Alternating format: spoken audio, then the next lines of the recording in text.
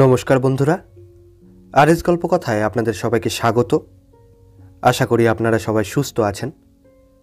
বন্ধুরা, আজ আপনারা শুনবেন লেখক সম্বুদ্ধর লেখা শিকার কাহিনী সংকলন থেকে নেওয়া একটি গল্প, ধনেশ দস্তিদারের সিংহ শিকার।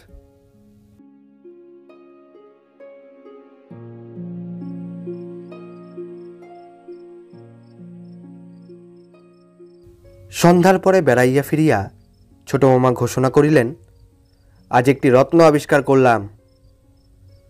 রত্ন আবিষ্কার করা ছোট মামার হবি, প্রায়ই করিতেন।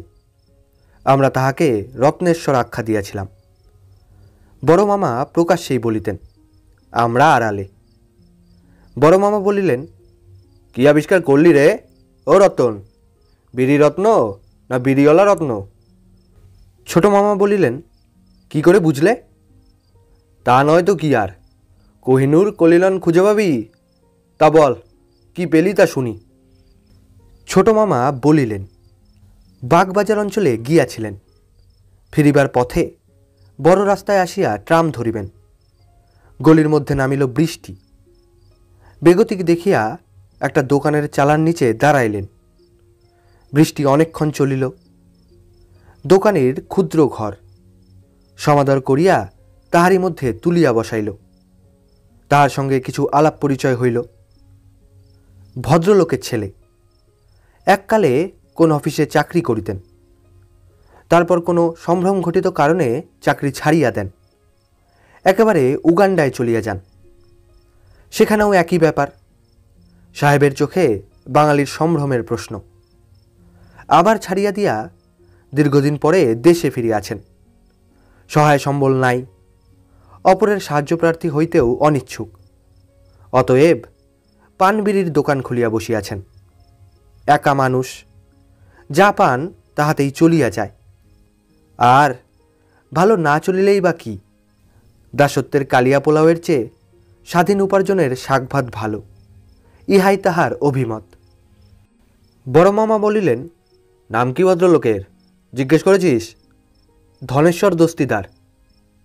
ধনেশ্বরই বটে, পকেটে না থাক ধন স্বভাবে আছে, কি বলিস?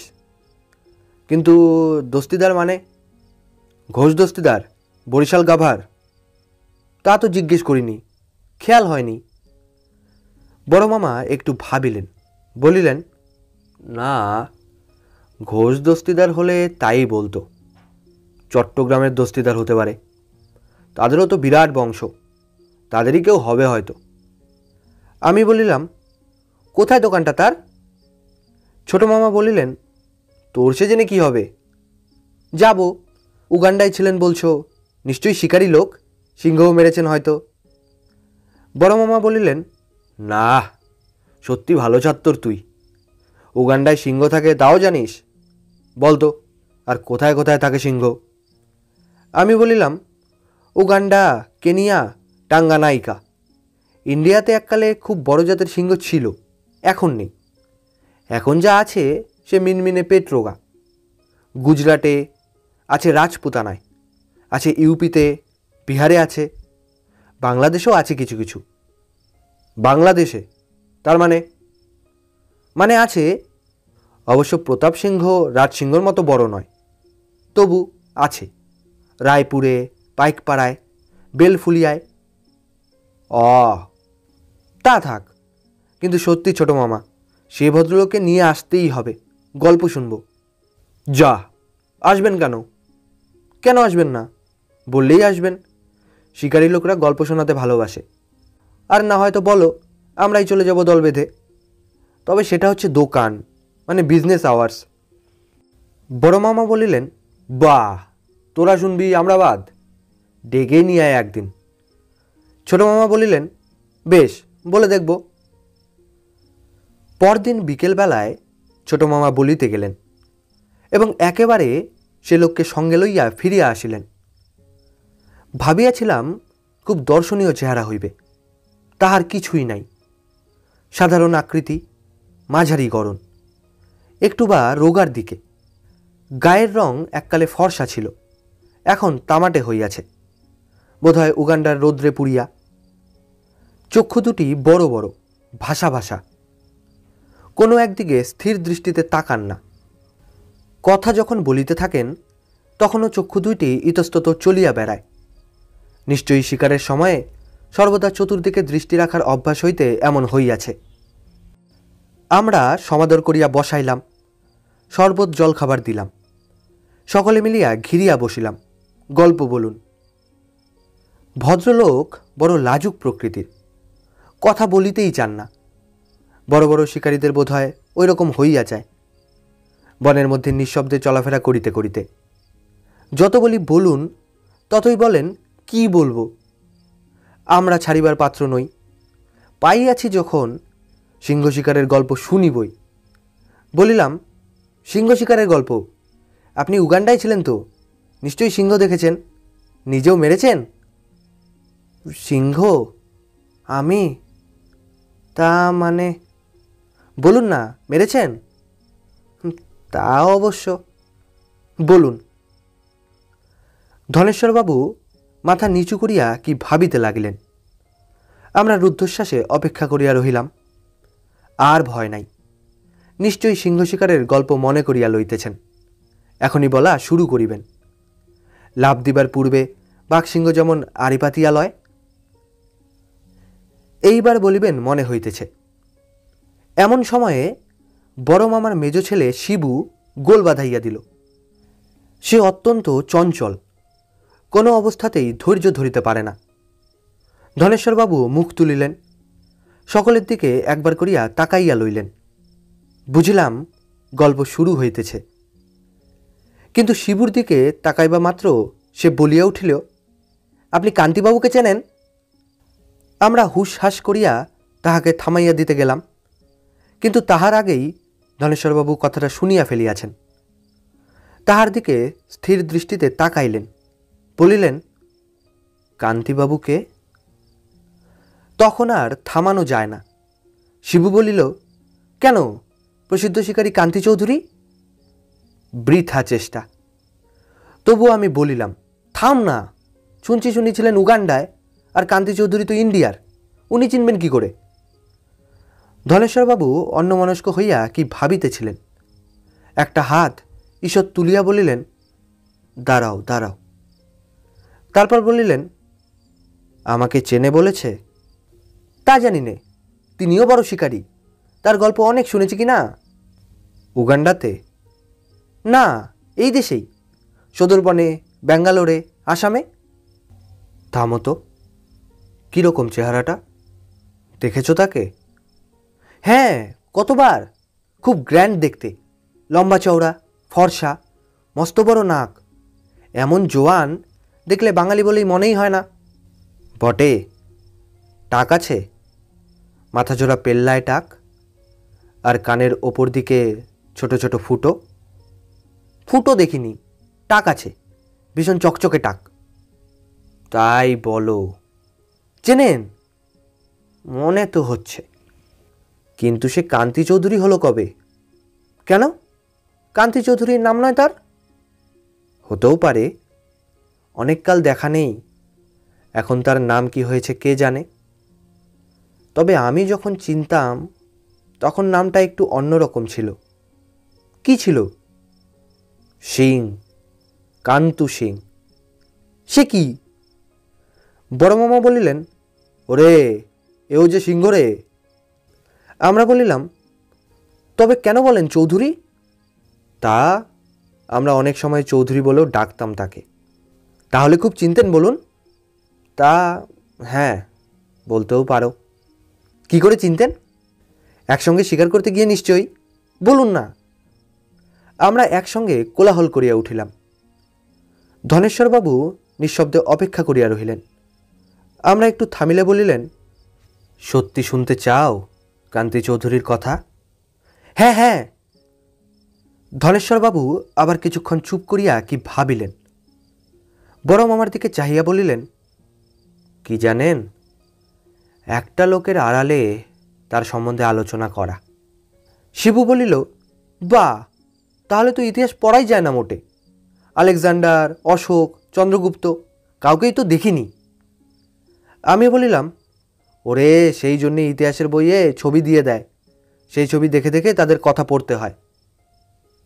বড় মামা বলিলেন, তা তেমন খারাপ আলোচনা যদি হয়, না হয় নাই বললেন।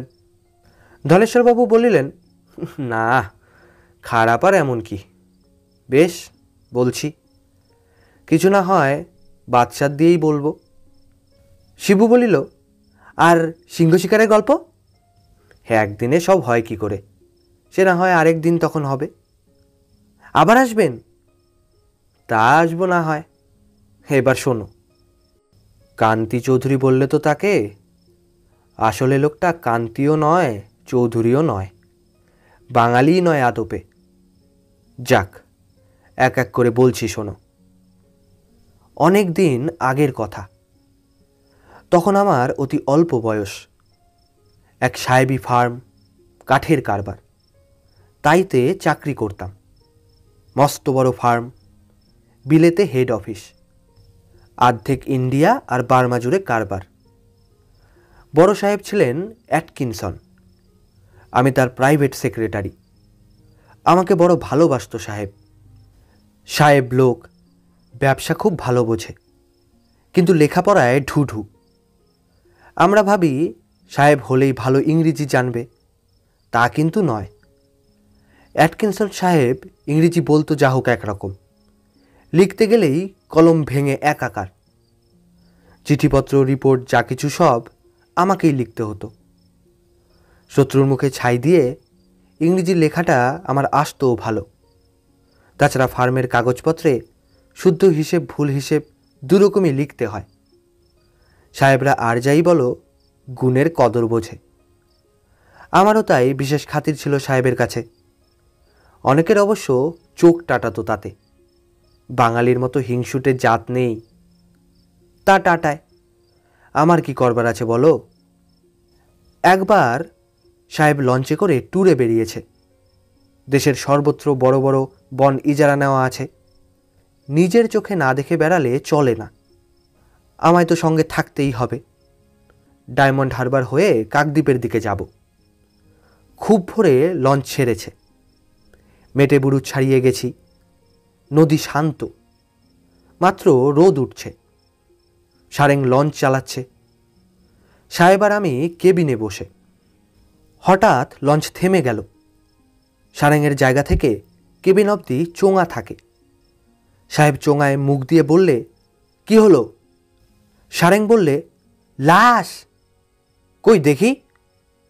বেরিয়ে এলাম। ভাগ্যিস সারেং দেখে ফেলেছিল, নইলে তলাই পড়ত। লঞ্চের সামনে এইটুখানি পাশের দিকে একটি দেহ আটডোবা অবস্থায় চিত হয়ে ভাসছে। বিরাট চেহারা, বোঝা যায় হিন্দুস্থানি। সাহেব বললে, তোলো। বোট খুলে লাশকে লঞ্চে তোলা হলো। তখন দেখি প্রাণ আছে। সাহেবই ডাক্তারি জানতো কিছু কিছু। ক্রমে তার জ্ঞান হলো, সুস্থ হলো। তার কাহিনী শোনা গেল। নাম কান্তু সিং, ভাগলপুর জেলায় বাড়ি। গায়ের নাম বলেছিল, মনে নেই। নৌকো মাঝি। সেকালে বিহারি মাঝিরা বড় বড় নৌকো নিয়ে ভাড়া খাটতে আসত। সে বিরাট নৌকো, 1000 মন 5000 মন মাল নেয়। কলকাতা থেকে বরিশাল, নোয়াখালী, ডিব্রুগড় অবধি চলে যায়। এখন আর সেসব নৌকো দেখতে পাইনি। সে নৌকোকে ঠেলে নাড়ানো যেত না। স্রোতের জোরে আর পালের জোরে টিপ টিপ করে চলত। ছইয়ের ওপরে দাঁড়িয়ে একসঙ্গে 20-30 জোয়ান 20-30 খানা দাঁড় মেরে এক আধটুকু এগিয়ে নিত। এক একটা নৌকোতে লোক থাকতো 30-40 জন, হয়তো এক গায়ের, হয়তো পাশাপাশি গায়ের। আসতো, নৌকো চালাতো, 2 বছর 5 বছরে একবার বাড়ি যেত। সব ভালো, কিন্তু একটি ব্যাধি ছিল তাদের। কেউ মরে গেলে কে হাঙ্গামা করে পোড়াতে যায়, টান মেরে জলে ফেলে দিত। মরবার তরও সইত না অনেক সময়। যদি মনে হলো মিথ্যে ঝামেলা, বাঁচবার আশা নেই, হয়তো জ্যান্তটাকেই দিত 4 হাত পা ধরে নদীতে ফেলে। মিটে গেল ঝামেলা, কেই বা জানছে। তারপর দেশে যখন গেল খুব হাউমাউ করে কেঁদে কেটে বলে দিলে, আহা, কত করলাম, কত ডাক্তার বদ্যি, কিচ্ছুতে ধরে রাখা গেল না। বিশেষ করে কলেরা টলেরা হলে আর ফেলতে বিলম্ব নয়। এরও তাই হয়েছিল। প্রচণ্ড জ্বর, বেহুশ অবস্থা দেখে দিয়েছে জলে ফেলে। ভাগ্যিস আমাদের চোখে পড়েছিল। কোন নৌকো কখন ফেলেছে সে খোঁজ করা বৃথা। তাকে লঞ্চে নিয়েই আমরা ট্যুর সারতে চলে গেলাম। কলকাতায় ফিরে এলাম প্রায় মাসখানেক পরে। তখনও সে সঙ্গেই রয়েছে। কলকাতায় এসে সাহেব বললে, তোমার সে নৌকোর মাঝির নাম নম্বর বলো, আমি পুলিশকে দিয়ে খোঁজ করাবো। সে বললে, খোঁজ করে কি হবে? সাহেব বললে, তাহলে দেশেই ফিরে চলে যাও, টাকা দিচ্ছি। সে বললে, কি হবে গিয়ে? একদিনে তারা খবর দিয়ে দিয়েছে আমি বেঁচে নেই। দেশে থাকবার মধ্যে আছে বড় ভাই, সে এতদিনে নিশ্চিন্ত হয়ে আমার জমিটুকু দখল করে নিয়েছে। এখন গিয়ে মিথ্যে দাঙ্গা বাঁধানো। সাহেব বললে, কি করবে তাহলে?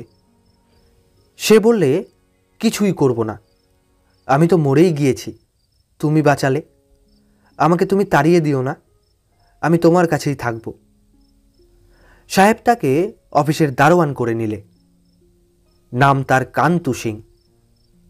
ওই রকম নৌকোর মাঝিমাল্লাদের অনেকে চৌধুরী বলে ডেকে থাকে, যেমন ডাকে কলকাতায় মোষের গাড়ির গাড়োয়ানদের। তাই অফিসের কেউ কেউ তাকে চৌধুরী বলে ডাকত। সেই নামকেই বদলে সে কান্তি চৌধুরী বানিয়ে নিয়েছে বুঝতে পারছি। কান্তু সিং বা কান্তু চৌধুরী যাই বলুন, রয়ে গেল। নামে দারোয়ান, কাজে বড় সাহেবের বডিগার্ড। হ্যাঁ, এ কথা বলবো, সাহেবের ওপরে যে টান আর নিষ্ঠা দেখালে সে দেখবার বস্তু। সাহেবের ডাকে এক পায়ে খাড়া, তার জন্য প্রাণ দিতে পারে এক কথায়। কিন্তু তেমনি আবার অন্য কারু কথাও কানে নেবে না, কারু মান রেখেও কথা বলবে না। ফলে অফিসের অনেকে ক্রমশ তার উপরে চটে যেতে লাগলো। আবার সবাই চটা জেনেই হয়তো বড় সাহেব তাকে বেশি বেশি আদর দিতে লাগলো। দোষে গুণে লোকটা ছিল অদ্ভুত। হিন্দুস্থানির জাত, লম্বা চওড়া গড়ন, ফর্সা রং, মাথা ভরা টাক বলে প্রচণ্ড পাগড়ি, জাকালো দাড়ি আর গোপ, দশাশই পুরুষ। উর্দি এঁটে বন্দুক কিরিচ বেঁধে কার্টিজের মালা ঝুলিয়ে যখন টান হয়ে দাঁড়াতো, যেন যাত্রাগানের আস্ত রাজাটা নেমে এলো। বুদ্ধিও রাখত। লেখাপড়া বিশেষ জানে না, অথচ এমন চোস্ত বাংলা বলতে শিখল, কে বলবে তার 7 পুরুষ কলকাতার বাসিন্দা বাঙালি নয়। শুনে শুনে ইংরেজিও বলতে শিখল কিছু। তার ভাষার দৌড় থাক না থাক, উচ্চারণে ঢঙে ঢঙে একেবারে নিখুঁত। বুদ্ধি রাখত, ভালো বুদ্ধিও, ফিচেলে বুদ্ধিও। কিন্তু রাখলে কি হবে? ভালো বুদ্ধিটাকে কাজে লাগাতো শুধু বড় সাহেবের কাজ করবার জন্যে। সে বেলায় তার ত্রুটি নেই। অন্য কাজের বেলায় সে বুদ্ধি তার শিখেই উঠে যায়। আর এক গুণ, গুল গল্পের রাজা। আরে বাপ রে বাপ, গুল ঝাড়তে বসলো তো বসলো। অসংখ্য রাজা আর উজির লাইন করে ঝড়াঝড় পড়ে পড়ে মরে যেতে লাগলো। তবু হ্যাঁ, ক্ষমতা ছিল, বলতে জানত। তার গুল চালাচ্ছে, সবাই বুঝতে পারছি তার একবর্ণ সত্যি নয়, সম্ভব নয়। তবু কিন্তু চুপ করে শুনে যাচ্ছি। গল্প শুনে হোক না হোক তার বলবার বাহার দেখে। আর সে গল্পই কত রকম। না দেখেছে হেন দেশ নেই, না জানে হেন বস্তু নেই। চলল, কেটে গেল বছর 4। তার পরের কথা বলি। বার্মার এক জঙ্গল এলাকা ইজারা নেবার কথা হচ্ছে। নিলাম ডেকে তার কাগজপত্র বুঝে নিতে হবে, মাপ চৌহদ্দি ঠিক করে নিয়ে দখল গেড়ে আসতে হবে। বিদেশ, তাই বিরাট এলাকা, অনেক টাকার অনেক দায়িত্বের ব্যাপার। বড় সাহেব নিজেই যাবেন। যাবার সব ঠিকঠাক। সেখানে চিঠি দিয়ে তারিখ টারিখ স্থির হয়ে গেছে। সাহেবের মেয়ে অসুখে পড়ল, বাড়াবাড়ি অসুখ, কদিন নেবে ডাক্তার বলতে পারছে না। সে মেয়েও বাপের অতি ন্যাওটা, বাপ চোখের আড়াল হলে মেয়ে হেদিয়ে যাবে। ডাক্তার বললে সাহেবের যাওয়া চলবে না, বিষম বিপদ। সাহেব বললেন, দস্তিদার, আমি তো যেতে পারছি নে, তুমিই চলে যাও, গিয়ে যতটা পারো কাজকর্ম এগিয়ে রাখো, আমি এদিককার একটু সুরাহা হলেই চলে আসব। না বলা যায় না, তাই নতুন দেশ দেখবারও ইচ্ছে নেই এমন নয়। বললাম, বেশ, বলো তো যাব, কিন্তু তুমি গেলে যা হতো আমি কি সেরকম পেরে উঠব? সাহেব বললে, সেটুকু বিশ্বাস তোমার ওপরে না থাকলে কি আর পাঠাচ্ছি? চলে যাও, কিছু চিন্তা করো না। স্থির হলো আমিই যাব। আমার সঙ্গে দারোয়ান, কেরানি, ঠাকুর চাকর যাবে। আর বনবাদারে কাজ, যদি বিপদ আপদ হয় বলে সাহেব বললে, বডিগার্ডও যাবে একজন আমার সঙ্গে। বডিগার্ড মানে কান্তু সিং। লোকটাকে আমার পছন্দ নয়, অথচ সাহেব নিজে বলছেন, না বলতে পারি নে। বললাম, বেশ, তাই চলুক। রেঙ্গুনে নেমে নিলেম ডেকে নিলাম। তারপর কাগজপত্র বুঝে নিয়ে জায়গা দখল নিতে চললাম। বার্মা রেলওয়ের শেষ স্টেশন মিচিনা, সেখান থেকে আরও অনেকটা যেতে হয়। পাহাড় বন ভেঙে পথ। ফরেস্টার সাহেব একজন থাকে, সেই অভ্যর্থনা করে নিলে। পাশেই একটা বাংলো মতন, অফিসারটার এলে থাকে, সেইটে খুলে দিলে। সারাদিন বনে বনে ঘুরি, জরিপ করে করে খোঁটা মারি, রাত জেগে রিপোর্ট লিখে পাঠাই। কাজ বেশ এগোচ্ছে। এদিকে প্রতি ডাকেই সাহেবের চিঠি পাচ্ছি। মেয়ে এখনো সুস্থ হয়নি, একটু কমলেই চলে আসছি, চিন্তা করো না। ফরেস্টার সাহেবটি ভালো লোক, আমারই বয়সী। ফুরসত পেলেই এসে বসে, গল্পগুজব জমায়। একা একা বনপুরিতে পড়ে আছে, সঙ্গী সাথী পায় না তো। আমাকে পেয়ে তাই তার ফুর্তির শেষ নেই। প্রথম থেকেই কিন্তু একটা বিপদ দেখা দিলে। যেদিন গিয়ে পৌঁছেছি তার পরদিন সকালবেলার কথা। বন দেখতে বেরোবো, তার আগে বাংলোর বারান্দায় বসে ফরেস্টার সাহেব আর আমি কাগজপত্র দেখছি। এর মধ্যে দুটো মেয়ে এসে বাংলোয় ঢুকলো। সেই দেশি মেয়ে, ঘাগরা কাচুলি পরা। বললে, সাহেব কিছু খেতে দাও। আমি পয়সা বার করছি। সাহেব হাত চেপে ধরলে, বললে, এমন কাজও করো না, বলে ধমকে তাদের তাড়িয়ে দিলে। আমি বললাম, গরিব মানুষ, দুটো পয়সা দিতাম, তাড়িয়ে দিলে কেন? সাহেব বললে, এরা কে জানো? কে? এরা হচ্ছে যাযাবর বেদে, ভিক্ষে করে বা ফিরিওয়ালা সেজে বেড়ায়। আসলে এদের ব্যবসা হচ্ছে চুরি ডাকাতি। ভিক্ষে চাইতে এলো, সেই তাকে দেখে নিলে কোথায় কি আছে। পয়সা আছে জানলে রাত্রে এসে খুন করে যাবে তোমাকে। এদের কখনো প্রশ্রয় দেবে না, বাংলোর ত্রিসীমানায় ঘেঁষতে দেবে না। আমি সেই দিনই দারোয়ান চাকর সবাইকে বারণ করে দিলাম, এদের কোনো ক্রমেই বাংলোতে ঢুকতে না দেয়, বাইরেও এদের সঙ্গে কথাবার্তা না বলে। কিন্তু দুদিন না যেতেই চুরি শুরু হলো। আজ খুরের ব্লেড নেই, কাল সাবানখানা উধাও, তারপর দিন পকেটের ছুরিটা নিরুদ্দেশ। যায় কোথায়? সাহেব বললে, বেদেদের কাজ, টুকিটাকির ওপর প্রচণ্ড লোভ এদের। কিন্তু তারা নেয় কখন? বাংলায় ঢুকছে কি করে? একদিন আমার সোনার বোতামটাই চলে গেল। সাহেব বললে, ও হয়ে গেছে, বেদে লোকে প্রয়াণ করেছে। আমি বললাম, চাপ দিয়ে বার করা যায় না? সাহেব বললে, অসম্ভব, এদের হাতে মাল গেলে স্বয়ং ব্রহ্মা বিষ্ণুর সাধ্যিনেই খুঁজে বার করেন। আর করবেই বা কে? এদের সার্চ বা অ্যারেস্ট করতে পারে একমাত্র পুলিশ। তারা থাকে বহু দূরে, শহরে। আমি একবারই জায়গা থেকে তাড়িয়ে দিতে, তাও যদি গাছ কাটে বা হরিণ মারে তবেই। তা যতক্ষণ না করছে কিচ্ছুটি করবার জো নেই। বেশ, চলুক।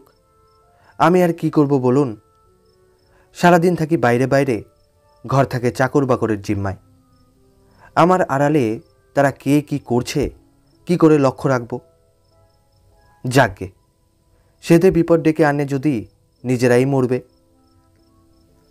এরই মধ্যে হঠাৎ একদিন নজরে পড়ল, গেটের বাইরে দুটো বেদে মেয়ে দাঁড়িয়ে। কান্তু সিং তাদের সঙ্গে কি কথা বলছে, যেন খুব গোপন কথা। আমাকে দেখেই মেয়ে দুটো শট করে সরে পড়ল।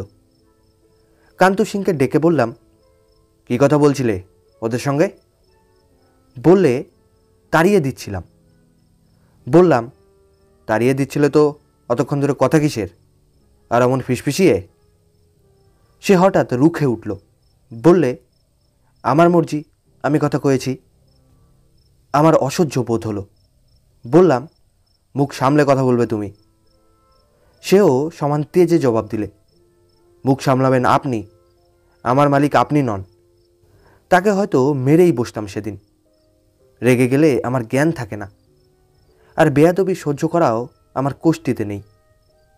চর একটা প্রায় তুলেছি হাতে। ঠেকিয়ে দিলে ফরেস্টার সাহেব। হঠাৎ পেছন থেকে এসে ডাকলে, কি হচ্ছে? যাই হোক, নিজেদের মধ্যের ব্যাপার। সে হাজার হোক বিদেশি সাহেব, তাই অন্য অফিসের, তার সামনে আর কেলেঙ্কারিটি করলাম না।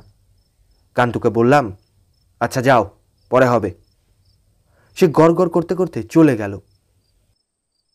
সন্ধ্যার পরে কাগজপত্র নিয়ে একা বসেছি। দারোয়ান অযোধ্যা সিং এলো। বললে, সাহেব, এতদিন কথা কইনি, এবার বলতে হলো। কান্তু সিংয়ের হালচাল ভালো নয়। বললাম, কি হয়েছে? আজই দেখলেন তো, ওই বেদেগুলোর সঙ্গে এসে অবধি ভাব জমাচ্ছে। আপনার বোতাম কোথা গেল? ওরাই নিয়েছে। বাংলোয় ঢুকলো কি করে? ঢুকতে হবে কেন? বাংলোর ভেতরে কি লোক নেই? তুমি প্রমাণ করতে পারবে? প্রমাণ কি করে করব বলুন? আমি থাকি গেটে বসে, ও থাকে যেখানে খুশি, যখন ইচ্ছে ঘরের ভেতরে আসছে যাচ্ছে। বড় সাহেবের পুষ্যিপুত্তুর, কাউকে গ্রাহ্যি করে না। আপনি এখানে মালিক, আপনাকে কীরকম শুনিয়ে দিলে আমি কথা বলবো কোন সাহসে বলুন? তবে আজ বলছো কেন? আপনার সঙ্গে বেয়াদবি করলো, দেখে সহ্য হলো না, মেরেই হয়তো বসতাম তাকে। ফরেস্ট সাহেব এসে পড়লো বলে চেপে গেলাম। আমিও তো তাই, কিন্তু ব্যাপারটা কি খুলে বলো তো? ওই মেয়েগুলোর সঙ্গে ওর ভাব হলো কী করে? খারাপ কিছু বলছো? না, তা নয়, সে দোষ নেই, ঝুট কেন বলবো। তবে কান্তু সিং নেশাখোর, ভীষণ গাঁজা খায়। জাহাজে কাস্টম ছিল, নিয়ে আসতে পারেনি। এখানে বনের মধ্যে মাল পাচ্ছে না, বলতেও পারছে না আপনাকে, তাই ওদের সঙ্গে ঘর করেছে।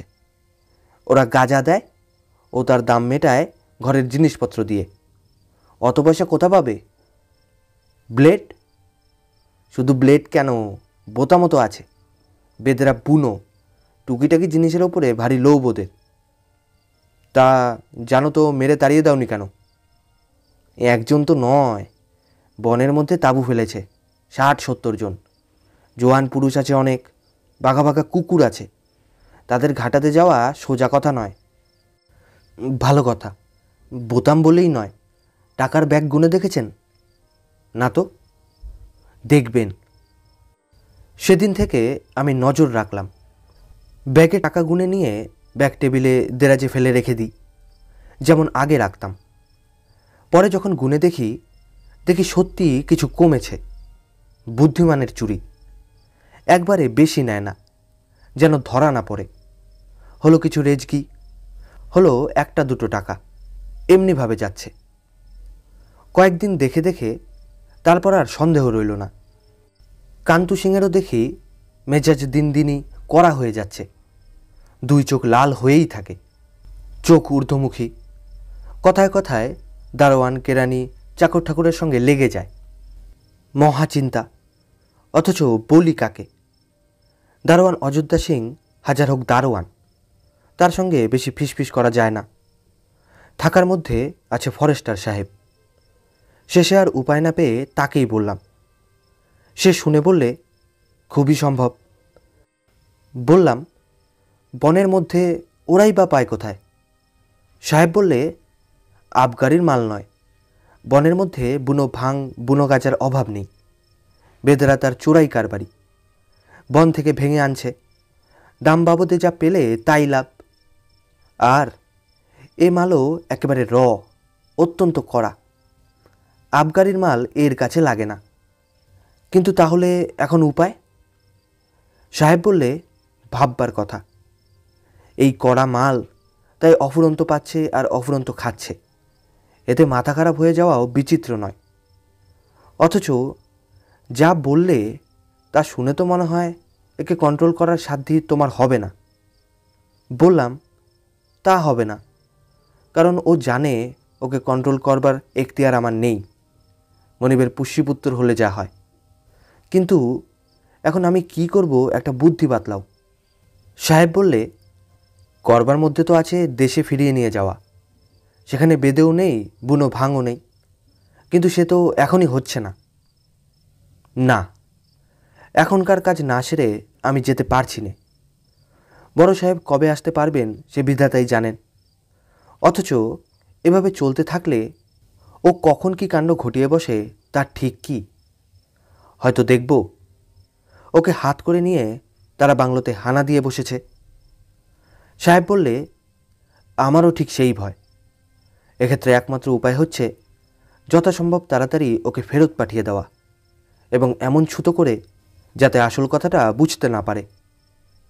এখন কথা হচ্ছে সেই ছুতোটা কি হতে পারে? আচ্ছা, ওর বউ ছেলে কোথায়? ধরো হঠাৎ একটা চিঠি এলো তাদেরকে অসুস্থ, তবেই হয়েছে।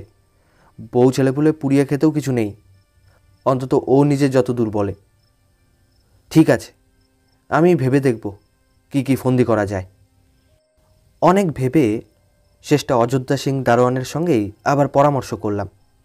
লোকটি ভালো, রাজি হয়ে গেল। দু একদিন তাকে থেকে যখন ঠিক দেখা গেল কান্তু সিং নেশায় টং হয়ে আছে, দারোয়ান তার সঙ্গে গায়ে পড়ে ঝগড়া বাঁধালে। এক কথা থেকে 5 কথা, কান্তু সিংয়ের মেজাজ চড়ে যাচ্ছে। দারোয়ান তাকে খুঁচিয়ে আরও রাগিয়ে দিচ্ছে। বেশিক্ষণ দিতে হলো না, কান্তু সিং পাগলা হয়ে দারোয়ানকে আক্রমণ করলে, তাকে বেদম মার মারলে। আমি ফরেস্টার সাহেব ওত পেতেই ছিলাম। হই হই করে গিয়ে পড়লাম। অনেক কষ্টে তাদের ছাড়িয়ে দিলাম। খুব চোখ রাঙিয়ে বললাম, এসব কি ব্যাপার? কান্তু সিং পাল্টা চোখ রাঙিয়ে বললে, আপনি আমার মালিক নন। ফরেস্টার সাহেব বললে, কি অসম্ভব বেয়াদব, একে আপনি সরিয়ে দিন। এই প্রকৃতির লোককে আমি আমার এলাকায় থাকতে দেব না। আমি বললাম, শুনলে, তোমাকে আমার দরকার নেই, তুমি কালই কলকাতায় ফিরে যাবে।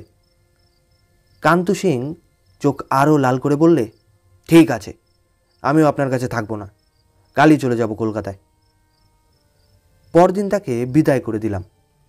ফরেস্টার সাহেবের এক চাপরাশি সঙ্গে গেল। একেবারে জাহাজে তুলে দিয়ে ফিরে এলো, যেন যাবার পথে কোনো বজ্জাতি না করতে পারে। অ্যাটকিনসন সাহেবকে আমি চিঠি লিখে দিলাম। বিশেষ কারণে কান্তু সিংকে আমি ফেরত পাঠিয়ে দিচ্ছি। সমস্ত ডিটেলস দেখা হলে বলবো। এর বেশি লেখা দরকার হবে বলে আশা করিনি। কিন্তু আশ্চর্য, ফেরত ডাকে সাহেবের চিঠি এলো। কান্তু সিংয়ের মুখে সব কথা শুনলাম। তোমার কাছ থেকে এরকম ডিসগ্রেসফুল আচরণ আশা করিনি। তুমি এই চিঠি পেয়েই কলকাতায় চলে আসবে এবং তোমার কাজের কৈফিয়ত দেবে, অবশ্য যদি দেবার মতো কৈফিয়ত কিছু থাকে। সেই দিন বুঝলাম সাহেবেরও মতিভ্রম হয়। এতদিন ধরে এতখানি করে আমাকে চিনেছে সাহেব। একটা গেজেল চাকরের মুখে চুকলি শুনেই সেই আমার প্রতি এই রকম ব্যবহার, আমার পিত্তি চড়ে গেল। সেই দিনে রেজিগনেশন লিখে ডাকে ছেড়ে দিলাম। কাগজপত্র সব কেরানির জিম্মা করে দিয়ে সে ডাকবাংলো ছেড়ে বেরিয়ে পড়লাম। ফরেস্টার সাহেব অনেক করে বললে, তুমি নিদেন আমার গেস্ট হয়ে থেকে যাও আর কটা দিন। আমি বললাম, না, এবার অ্যাটকিনসন নিজে এসে হাজির হবে, তার সঙ্গে দেখা হোক আমি চাই নে। এসে নিশ্চয়ই আমাকে হাতে ধরে অনুরোধ করবে চাকরি না ছাড়ি। কিন্তু আমি সেই অনুরোধ রাখতে পারবো না। এক্ষেত্রে দেখা না হওয়াই ভালো। সে কথা ফরেস্টার সাহেবও মেনে নিলে। বললে, দেখো দস্তিদার, সেও সাহেব, আমিও সাহেব, আমরা জাত ভাই, তুমি বরং অন্য লোক। তবু কথা বলবো, তুমিই ঠিক করেছ। তোমার অ্যাটকিনসন সাহেব যদি সত্যি আসে, তাকেও কথা আমি স্পষ্ট শুনিয়ে দেব, রেয়াত করব না। তারপর বললে, তুমি এখন কোথায় যাবে, কি করবে? আমি বললাম, কোথায় যাব জানি নে, একটা পেট যা করে হোক চলে যাবেই। করব কি তাই বা বলি কি করে? তবে এটা স্থির, চাকরি আর করব না। সাহেব আর কিছু বললে না। ঘণ্টাখানেক পরে আমি তখন বাক্স গোছাচ্ছি, হঠাৎ চলে এলো, if you don't mind Dastidar, তুমি ইস্ট আফ্রিকায় যাবে? আমি বললাম, আমার সব সমান, যেতে আপত্তি নেই কিছু, কিন্তু আফ্রিকা মানে কোথায়? বলে, উগান্ডায়। আমার এক কাজিন থাকে সেখানে, রেল লাইন বসানো হচ্ছে, তার ইঞ্জিনিয়ার, তাদের লোক দরকার। আমাকে লিখেছিল, তোমার মতো লোক পেলে সে লুফে নেবে। মানে চাকরি তো? বললে, না না, ব্যবসা। রেলের লাইন বসছে, তার গায়ে গায়ে স্টেশনে স্টেশনে স্টল দিতে হবে, লোকালয় গড়ে তুলতে হবে। তুমি খাঁটি লোক, খাটিয়ে লোক, তুমি ঠিক পারবে। তোমাকে আমি চিনে নিয়েছি। যাবে বলো তো আমি তাকে চিঠি লিখে দিই। লোভ হলো। বললাম, কিন্তু স্টল দেবো যে, টাকা কোথায়? সাহেব বললে, টাকা দেবে রেল কোম্পানি, তারাই টাকা দিয়ে স্টল খাড়া করে দেবে, তুমি সেটা চালাবে, কমিশন পাবে, তাই থেকে কেটে কেটে দাম শোধ করে দেওয়া হবে, তারপরে স্টল তোমার, দেখো ভেবে। ভাববার বিশেষ কিছু ছিল না। বার্মা থেকেই সোজা জাহাজ ধরলাম। গিয়ে পৌঁছবার মতো টাকা হাতেই ছিল কোনো ক্রমে। তবু যদি দরকার হয় বলে 500 টাকা সাহেব নিজে থেকে আমাকে দিয়ে দিলে। আমি অবশ্য সে টাকা 2-3 মাসেই তাকে সুদে দিলাম। এই হলো আমার উগান্ডা যাওয়ার কাহিনী। তারপর সেখানে অনেক বছর কাটিয়েছি, সে অনেক কথা। এখন ধরুন বয়সও হলো, বনে বাজারে পড়ে থাকতে আর ভালো লাগে না। বুড়ো বয়সে দেশের মাটির টানও বাড়ে। তাছাড়া উগান্ডাও আর সে উগান্ডা নেই। উগান্ডা বলে নয়, সমস্ত আফ্রিকান কলোনিতেই এখন গভর্নমেন্টের পলিসি বদলে গেছে। আগে হাতে পায়ে ধরে সাদাসাদি করত যাতে ইন্ডিয়ানরা সে দেশে যায়, এখন উল্টো ঠেলা লাগাচ্ছে। তাই ভাবলাম, দুত্তর ছাই, পরের দেশের মাটি কামড়ে পড়ে থাকবো, তাও লাথিচাটা শোয়ে। মনে হলো, ব্যাস, দিলাম স্টল টল ছেড়ে। জায়গা জমিও কিছু করেছিলাম, সব ফেলে দিয়ে ঘরের ছেলে ঘরে ফিরে এলাম। এখন যা হোক করে কালি দুমুঠো জুটিয়েও দিচ্ছেন। চোখ বুঝবো যেদিন, মা গঙ্গাও হাতের কাছেই রইলেন। আর কি চাই বলুন? রাত্রি হইয়াছিল। আমরা ট্যাক্সি ডাকিয়া তাহাকে তুলিয়া দিলাম। বলিলাম, আবার কিন্তু আসতে হবে, উগান্ডার গল্প আমাদের শোনা হলো না। ঘরে ফিরিবা মাত্র বড় মামা বলিলেন, কি হলো রে, মুখ লম্বা লম্বা কেন? শিবু বলিল, দোত, শিকারি শোনা হলো না। আমি বলিলাম, তুই তো সব ভেস্তে দিলি। বড় মামা বলিলেন, শুনলি কি তাহলে এতক্ষণ ধরে? শিবু বলিল, সে তো অন্য গল্প। বড় মামা বলিলেন, এই বুদ্ধি নিয়ে? ওরে মুখ্যু, সিংহ শিকারি তো করে গেল। আমরা বলিলাম, তার মানে? বড় মামা বলিলেন, মানে তোদের কান্তু সিং বা কান্তি চৌধুরী, যাই বলিস, মেরে একেবারে লাশ করে দিয়ে গেল না তাকে।